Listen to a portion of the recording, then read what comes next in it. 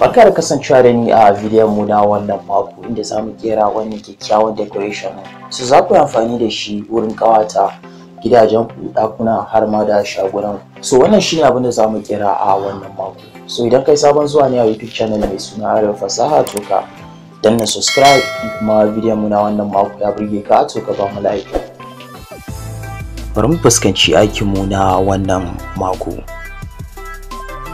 So abu na farko da zamu fara da shi zamu samu biredin kaza kamar hakan ga, sai mu samu wannan roban fitilan sai mu auna shi kamar haka. So bayan mu auna shi zamu yanka biredin kazan kamar hakan ga. Zamu samu injimin jan ruwa. Wannan injimin jan ruwan da muka kira kenan a makonnin da suka gabata. Idan kana da bukatan shi to na ajiye link a ƙasa, zaka iya buɗewa ka kalla. So zamu cire shape din shi kamar hakan ga jikin biredin kazan namu. Bayan mun cire shape din shi kamar haka, sannan zamu yanka shi kamar hakan ga. Bayan mun yanka shi sannan sai mu ɗauko injimin jan ruwan namu mu saka a cikin ramin da muka yanka kamar hakan ga. So za mu yanka pipe ɗin kamar hakan ga. Bayan mun yanka pipe ɗin kamar hakan ga, za mu sami gum. Za mu sa gum ya kama sosai. Bayan nan za mu sa gum a ta nan gefen, sannan mu samu wani biredin kaza mu sa kamar haka. Sannan mu sake sa gum a nan gefen mu sa wani biredin kazan. Nan ma za mu sa wani kamar hakan ga. Sannan ta nan gurin ma za mu sa wani kamar haka.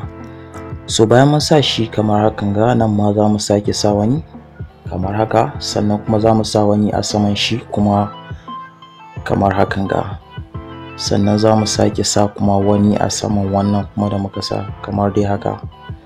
So yanzu abin da za mu yi shine za mu fasa rami kamar haka yanda kuka ga ina ƙoƙarin fasa wannan. So za mu fasa shi kamar haka yadda kuka ga ina fasa wannan nashi. So bayan mun fasa shi za mu ɗauko pipe ɗin nan da muka yanka a jikin injimin jan ruwan namu sai mu sa shi a ta nan bakin. Sannan sai mu saka pipe ɗin a cikin ramin da muka huda kamar haka. So bayan mun sa shi za mu yanka pipe ɗin rage mai tsawo. Sannan za mu sama pipe ɗin gum saboda ya kama da biredin kazan kamar hakan ga. So yanzu abinda kuma za mu yi shine za mu kawo siminti. So sai mu zuba kamar haka, sannan sai mu zuba mai ruwa, sai mu mix nashi kamar hakan ga yanda muka mix nashi da ruwa. So za mu dan kwaba shi da kauri ne kamar haka. So za mu zuzuba shi a dukkanin wani rami da kuma kafa na jikin wato biredin kazan kamar haka yanda kuka ga ina sashin nan. So za mu bi dukkanin wani rami mu tattoshe kamar haka dai na guga ina toshe wannan kamar haka na guga ina tattoshe wannan, amma banda ramin pipe namu. So kamar haka za mu yi shi. Bayan nan za mu ƙara ma simintin ruwa kamar hakan ga, sai mu samu brush. So za mu ma biredin kazan fenti ta ko ina kamar haka yanda kuka ga ina mai fentin nan da wato siminti. So bayan mun mai fenti ya bushe kamar haka zai dawo. Sannan za mu samu farin fenti, sannan mu sake ma biredin kazan kamar haka yanda kuka ga ina yi mashi fentin nan. So za mu bi shi lungu da saƙo mai fenti kamar haka.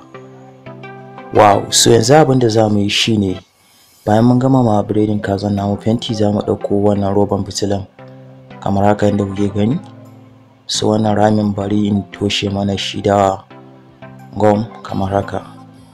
Bayan nan za mu bi dukkanin wani rami da kuka san ruwa zai fita sai mu tattoshe.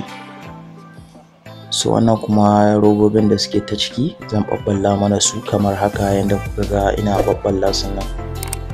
So idan na gama cire shi, abinda za mu yanzu shine za mu samu wannan plate ɗin sai mu sa a ciki, saboda ruwan ba sai ya cika a baki, ba sai ya cika a ƙasa ba sannan ya fara zuba. So bayan mun sa shi za mu sa mai gum kamar haka yanda kuka ga ina sa mashi gum ɗin nan. Sannan idan mun sa mai gum za mu toshe ramin da yake ta tsakiya kamar haka. So yanzu shi ma abin da za mu yi, za mu mashi fenti, sai dai shi bakin fenti za mu mashi ba kamar inda muka ma wancan fari ba.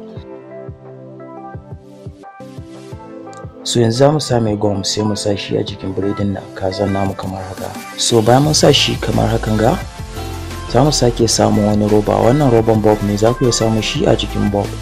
so za mu ɗan gasa shi kamar hakan ga. Bayan mun gasa shi za mu samu kara sai mu sa kamar haka saboda ya ba mu shape ɗin baki. So shi ma dai za mu mai bakin fenti kamar yadda muka ma wancan. Bayan nan za mu ɗauko shi mu sa mai gum kamar hakan ga, sai mu sa shi kamar haka a jikin biredin kazan namu. Wow! Sannan za mu sake samo irin shi exactly shi ma, sai mu huda shi ta ƙasa kamar hakan ga.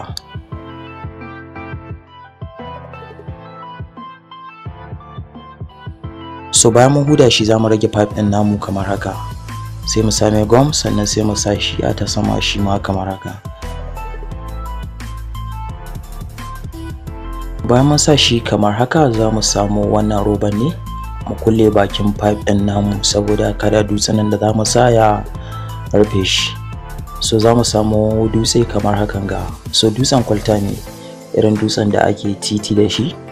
So za mu zuba shi kamar haka yadda kuka ga ina zuba shi nan.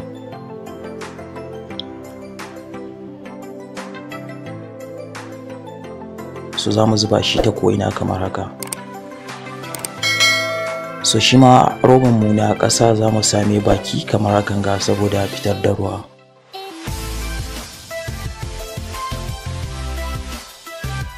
Wow! So mun gama decoration ɗin namu kenan. Ka manta dai kamar yadda na faɗi ka danna subscribe saboda mu haɗe da kai a mako na gaba. Sannan idan bidiyon mu na wannan mako ya burge ka to ka ba mu like. So za mu samu USB cable kamar haka, normal USB cable na cajan waya. So za mu sa shi a wayoyin wato injimin jan ruwan namu kamar haka yadda kuka na connecting ɗin nan nasu. So za mu sa shi a jikin kan caja kamar haka, sai mu sa shi a wuta. Bayan mun sa shi a wuta kamar haka za mu zuba ruwa wato kan dutsen namu kamar haka yadda muke zuba shi nan.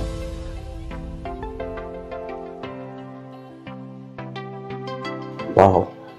So wannan shine abin da muka kera a wannan mako. Ka manta ka ba mu like bidiyon mu na wannan mako ya burge ka. So idan dai akwai wuta haka abin zai riga aiki. So ba kowane lokaci za ka riga zuba mashi ruwa ba, da ka zuba mai ruwa so ɗaya shikenan.